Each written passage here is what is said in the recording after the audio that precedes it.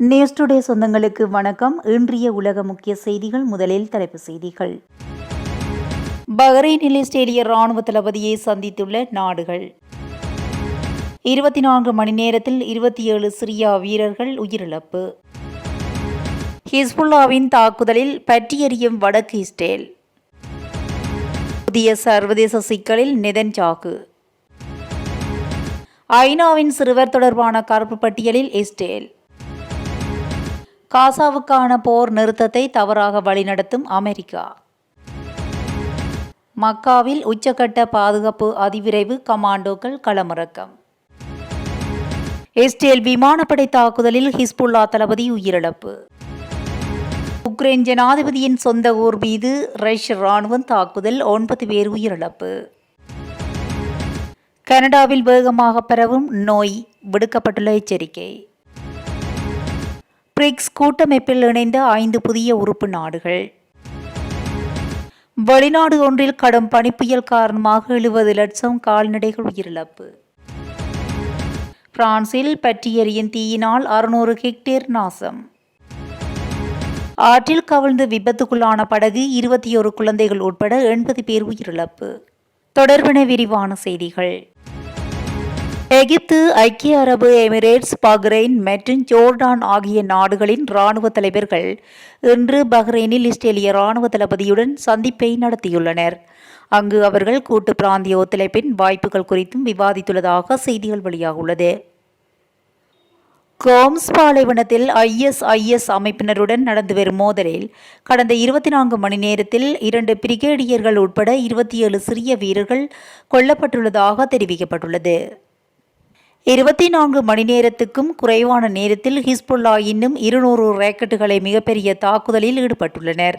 இதனால் வடக்கு இஸ்ரேல் மீண்டும் தீயில் எரிவதாக செய்திகள் வெளியாகியுள்ளது. புதிய சர்வதேச சிக்கலில் நெதன்யாகு ஈடுபட்டுள்ளார்.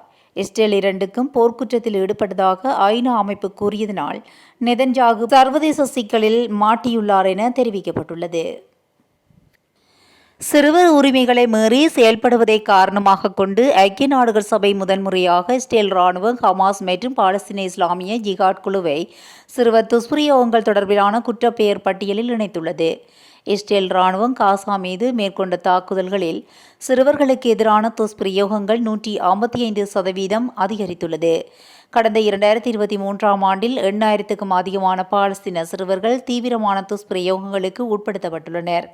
இஸ்ரேல் சிறுவர்களின் எண்ணிக்கை 113 என்றும் அறியப்படுகின்றது. இந்நிலையில் இஸ்ரேல் ராணுவத்தின் மூலமாக மக்கள் வசிக்கும் பகுதிகளில் நடத்தப்படும் குண்டு தாக்குதல்களால் இவ்வாறான குற்றங்கள் இழைக்கப்படுகின்றன. இது தொடர்பில் கருத்து தெரிவித்த ஐக்கிய நாடுகள் சபைக்கான இஸ்ரேலின் பிரதிநிதி கிளாட் எர்டன் குறித்த பெயர் பட்டியலில் இஸ்ரேல் ராணுவத்தை உள்ளடக்குவதனால் வருத்தமடைவதாகவும் அவமானமடைந்ததாகவும் தெரிவித்துள்ளார். இது தொடர்பில் இன்னும் பிரித்தானியா உள்ளிட்ட ஏனைய நாடுகள் பதிலளிக்கவில்லை. கடந்த அக்டோபர் மாதத்தில் இஸ்ரேல் கவுன்சிலின்படி இஸ்ரேல் மீது நடத்தப்பட்ட ஹமாஸ் தாக்குதலினால் 1200 பேர் கொல்லப்பட்ட நிலையில் அவர்களுள் 38 பேர் சிறுவர்கள் உள்ளடங்கப்படுகின்றனர்.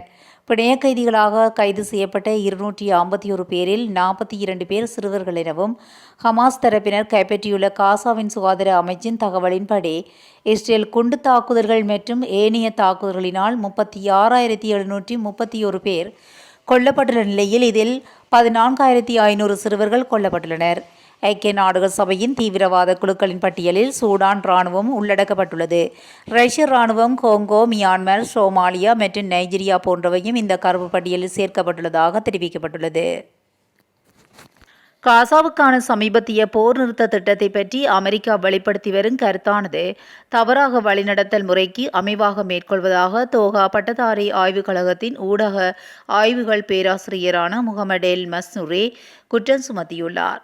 மேலும் போர் நிறுத்தம் என்ற போர்வையில் பெரிய குழப்ப நிலையை அமெரிக்கா உருவாக்கியுள்ளதாக அவர் கூறியுள்ளார். போர் நிறுத்த திட்டத்தை இஸ்ரேல் இன்னும் அதிகாரப்பூர்வமாக ஏற்கவில்லை. எனினும் அமெரிக்கா அதில் முனைப்பு காட்டி வருகிறது என்பதும் இங்கு குறிப்பிடத்தக்கது. புனித கஜ் கடமையை காஜிமார்கள் நிறைவேற்ற தயாராக இருக்கும் இந்த நேரத்தில் மக்கா முகார்மா நகரில் மஸ்ஜிதுல் கராமை சுற்றி அதிவிரைவு படை கமாண்டோக்கள் பாதுகாப்பு பணியில் ஈடுபடுத்தப்பட்டுள்ளனர். அரசியல் அல்லது வேறு பிரச்சாரங்களுக்கு புனித நகரங்களை பயன்படுத்த வேண்டாம் என ஏற்கனவே சவுதி வேண்டுகோள் விடுத்துள்ளது. இந்நிலையில் முன்னெப்போதும் இல்லாத வகையில் இவ்வருடத்தில் புனித கஜ் காலத்தில் பாதுகாப்பு பலப்படுத்தப்பட்டுள்ளது. லெபனான் மீது இஸ்ரேல் விமானப்படை நடத்திய தாக்குதலில் ஹிஸ்புல்லா அமைப்பின் ஆயுத குழு தளபதி கொல்லப்பட்டுள்ளதாக சர்வதேச ஊடகங்கள் செய்தி வெளியிட்டுள்ளன. பாலஸ்தீனத்தின் மீது இஸ்ரேல் தாக்குதல் நடத்தி வரும் நிலையில் ஹிஸ்புல்லா ஆயுத குழு ஹமாஸுக்கும் ஆதரவு தெரிவித்து வருகிறது. இதனால் ஈரானின் ஆதரவு பெற்ற ஹிஸ்புல்லா அமைப்பானது அவ்வப்போது இஸ்ரேல் மீது தாக்குதல் நடத்தி வருகிறது. இதற்கு இஸ்ரேலும் பதிலடி கொடுத்து வருகின்றது. இந்த நிலையில் லெபனானில் ஜோலியா என்ற கிராமத்தில் உள்ள வீட்டினை குறிவைத்து விமானப்படை தாக்குதல் நடத்தியுள்ளது. குறித்த தாக்குதலில் ஹிஸ்புல்லா ஆயுத குழுவினர் 4 பேர் பலியானதாகவும் தகவல் வெளியாகியுள்ளது. அவர்களில் தளபதி தாலிப் அப்துல்லாவும் ஒருவராகவும். இதனைத் தொடர்ந்து ஹிஸ்புல்லா நடத்திய பதிலடி தாக்குதலில் இஸ்ரேலின் சில பகுதிகளில் தீ விபத்து ஏற்பட்டதாக கூறப்படுகிறது. அத்துடன் இஸ்ரேல் மீது தொடர்ந்து தாக்குதல் நடத்துவோம் என ஹிஸ்புல்லா எச்சரிக்கை விடுத்துள்ளதனால் இருதரப்புகளுக்கும் இடையே பதற்றம் அதிகரித்துள்ளது. உக்ரைன் ஜனாதிபதியின் சொந்த ஊரின் மீது ரஷ்யா ஏவுகணை தாக்குதல் நடத்தப்பட்டுள்ளதாக சர்வதேச ஊடகங்கள் செய்தி வெளியிட்டுள்ளன. இந்த தாக்குதலில் குறைந்தது 9 பேர் உயிரிழந்துள்ளதாகவும் 29 பேர் காயமடைந்துள்ளதாகவும் தெரிவிக்கப்படுகிறது. காயமடைந்தவர்களில் 5 குழந்தைகளும் உள்ளடங்குவதாக தெரிவிக்கப்படுகிறது. சாதாரண மக்கள் வசிக்கும் குடியிருப்பு கட்டிடம் மீது நேற்றைய தினம் தாக்குதல் நடத்தப்பட்டதாக உக்ரைன் சட்டம் அதிபர் அலுவலகம் தெரிவித்துள்ளது. உயிரிழந்தவர்களின் உறவினர்கள் மற்றும் நண்பர்களுக்கு உக்ரைன் ஜனாதிபதி தனது இரங்கலை தெரிவித்துள்ளார். ஒவ்வொரு நாளும் ஒவ்வொரு மணி நேரமும் ரஷ்யா பயங்கரவாதம் உக்ரைன் அதன் பங்காளிகளுடன் சேர்ந்து நாட்டின் வான் பாதுகாப்பை பலப்படுத்த வேண்டும் என்பதை நிரூபிக்கிறது என தெரிவித்துள்ளார்.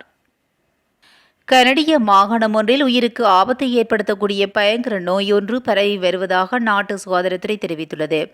கனடாவின் டொரண்டோ மாகாணத்தில் இன்வாசிவே மெனிகோகாக்கல் டிசீஸ் என்னும் நோய் அதிகரித்த மாகாணத்துறை தெரிவித்துள்ளது. 2002ஆம் ஆண்டுக்கு பின் வழக்கமாக காணப்படும் தொற்று எண்ணிக்கையை விட தற்போது பாதிக்கப்பட்டவர்களின் எண்ணிக்கை அதிகமாகியுள்ளதாக கூறப்பட்டுள்ளது. இது ஒரு பாக்டீரியாவால் பரவும் நோய் தொற்று எனவும் எச்சில் மூலமும் பாதிக்கப்பட்டவர்களுடன் நெருங்கி பழகுவதன் மூலமாகவும் இந்நோய் பரவும் என்று கூறப்பட்டுள்ளது. மூளையில் மீதுள்ள மெல்லிய உறை மற்றும் தண்டு வடம் வரையும் இரத்த குழாய்களுக்குள்ளும் இந்த தொற்று பரவக்கூடும் என எச்சரிக்கை விடுக்கப்பட்டுள்ளது. மேலும் இதன் தாக்கம் வேகமாக பரவி அதன் மரணத்தை ஏற்படுத்திவிடக்கூடும் என்று கூறப்பட்டுள்ளது. 5 வயதுக்கு கீழுள்ள குழந்தைகள் மற்றும் தடுப்பூசி பெறாத 11 வயதினர் மற்றும் இளம் வயதினரை இந்த நோய் அதிகம் பாதிக்கும் என்று தெரிவிக்கப்படுகின்றது. பிரிக்ஸ் கூட்டமைப்பில் எகிப்து, எதியோப்பியா, ஈரான், சவுதி அரேபியா, ஐக்கிய அரபு அமீரகம் ஆகிய 5 உறுப்பு நாடுகள் புதிதாக இணைந்துள்ளன.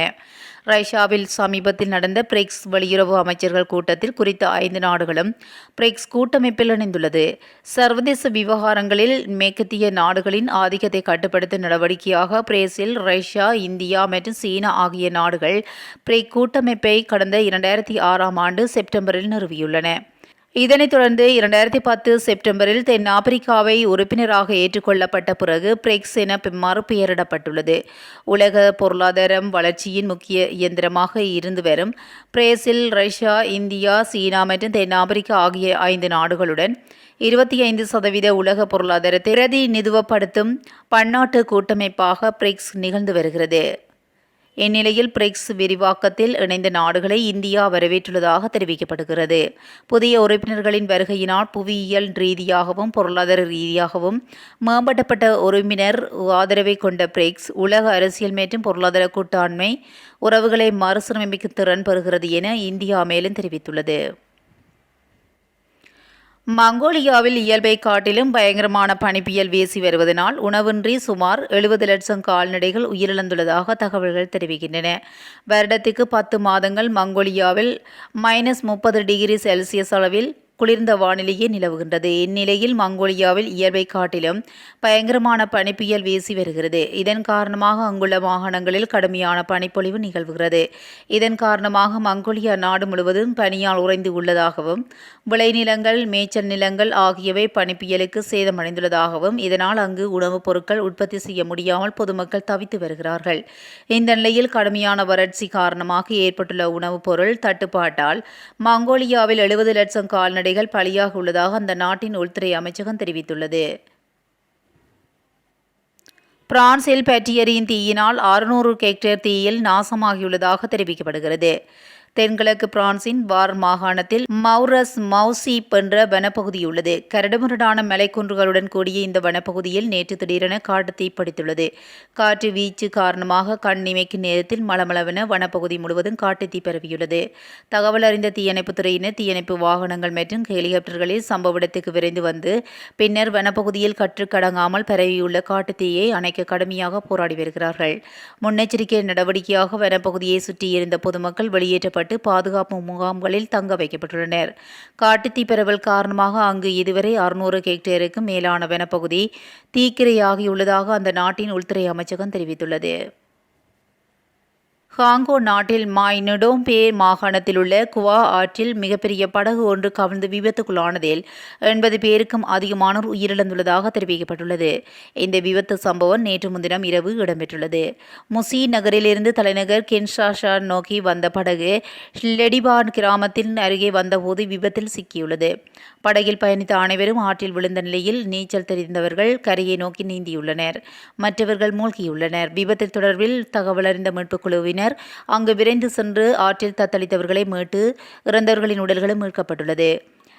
நேற்றைய தினம் மாலை நிலவரப்படி 21 குழந்தைகள் உட்பட 80க்கும் அதிகமானோரின் உடல்கள் மீட்கப்பட்டதாக தகவல்கள் வெளியாகின.